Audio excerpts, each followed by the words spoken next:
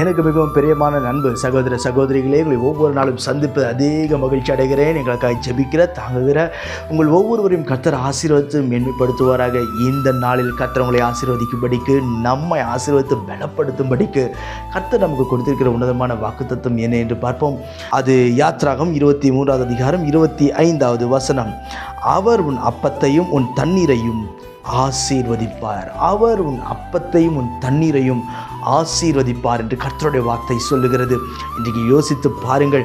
கஷ்டப்பட்டு உழைக்கிறேன் பிரதர், எங்கெங்கேயோ போய் போராடி சம்பாதிக்கிறேன், ஆனால் எதையும் அனுபவிக்காதபடி, எதுவும் இடத்தில் இருக்கக்கூடாதபடி என்னுடைய எல்லா காரியத்திலும் இழந்து போகிறேன் என்று சொல்லி நீங்கள் யோசித்து கொண்டிருக்கலாம். எல்லாமே கைவிட்டு போயிடுச்சு பிரதர், எல்லா ஆசீர்வாதத்தையும் நான் இழந்து நிற்கிறேன் என்று சொல்லி நீங்கள் யோசித்து கொண்டிருக்கலாம். ஆனால் கர்த்தர் சொல்லுகிறார், உன் அப்பத்தையும் உன் தண்ணீரையும் ஆசீர்வதிப்பார். உன் வீட்டில் இருக்கிற ஆகாரம் ஆசீர்வதிக்கப்பட்டதாயிருக்கும். உன் வீட்டில் எந்த ஒரு குறைவும் பார்க்க மாட்டீர்கள். சம்பாதித்திற்கான சாப்பாடு கூட சாப்பிட முடியல பிரதர், நிறைய சாப்பிடணும் ஆசை, ஏகப்பட்ட வியாதிகளால் சாப்பிட முடியல, ஆசைகள் இருக்கிறது ஆனால் சாப்பிட முடியாத சூழ்நிலையில் தள்ளப்பட்டிருக்கலாம். உன் வீட்டில் இருக்கிற அப்பம் ஆசீர்வதிக்கப்படும். கர்த்தர் உங்களை திருப்தியாய் ஆகாரத்தினால் உங்களை போஷிப்பார். உன் வீட்டில் இருக்கிற தண்ணீரை கர்த்தர் ஆசீர்வதிப்பார். பிரியமானவர்களே, இந்த உலகத்தில் மிக முக்கியமானது ஒன்று 3 வேளை சாப்பாடும் குடிக்க தண்ணியும் தான். பிரியமானவர்கள், அது நம்முடைய கரத்தில் கிடைக்கவில்லை என்று சொன்னால் அது மிக வருத்தம், மிகவும் வேதனை. இதுக்கு தானையா இவ்வளவு கஷ்டப்படுறோம், எதுக்கு தானையா இவ்வளோ போராடுறோம், இதுக்கு தானையா நாங்கள் கஷ்டப்பட்டு நிற்கிறோம், இவ்வளோ வேலை செய்கிறோம், ஆனால் அதுவே எனக்கு சரியாக கிடைக்கலையே என்று சொல்லி நீங்கள் இவர்களை யோசிக்கலாம். இன்றைக்கு கர்த்தர் சொல்லுகிறார், அவர் ஆசீர்வதிக்கிறவர்.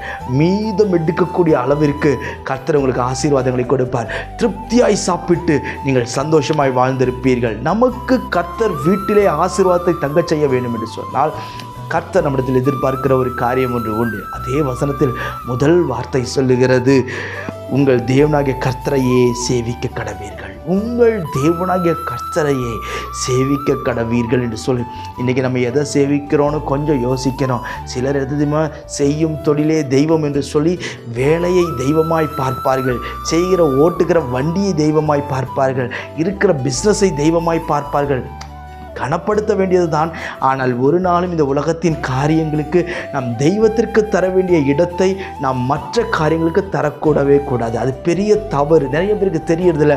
கிறிஸ்தவர்களாக இருப்பாங்க, இன்றைக்கி பார்த்தா கடைகளில் போனால் தொட்டு கும்பிட்டு தான் உட்காருவாங்க.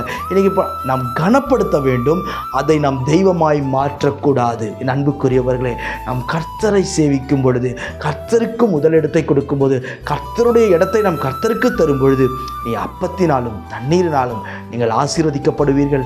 கர்த்தர் உங்களை மேன்மைப்படுத்துவார். நான் உங்களுக்கு ஜெபிக்கிறேன். பரலோக பிதாவே, இந்த வார்த்தையெல்லாம் கேட்கிற நண்பு சகோதர சகோதரி ஒவ்வொரு ஆசீர்வதி, மேன்மைப்படுத்தி கனப்படுத்தும். விரும்புகிற காரியத்தை கரத்திலே கொடுத்து ஆசீர்வதி சுவாமி.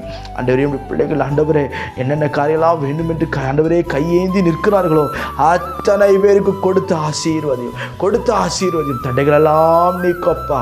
ஆண்டவரே, விரும்புகிற காரியத்தை கொடுத்து ஆசீர்வதி. போராடின போராட்டங்கள் போதும், வறுமையில் இருப்பது போதும். என் தேசத்தில் போராடுகிற பொல்லாத வறுமைகள் எல்லாம் மாறட்டும் ஆண்டவரே. பசியினாலும் ஆண்டவரே தாகத்தினாலும் கஷ்டப்படுகிற ஒவ்வொருவரையும் இந்த கால வேளை நாங்கள் நினைவு கூறுகிறோம். கர்த்தர் நீர் விசாரிப்பீராக ராஜா, விசாரிப்பீராக, கிருபையாய் இறங்குவீராக, அற்புதம் செய்வீராக. உங்கள் நாமத்தினை மகிமைப்படுத்தும்.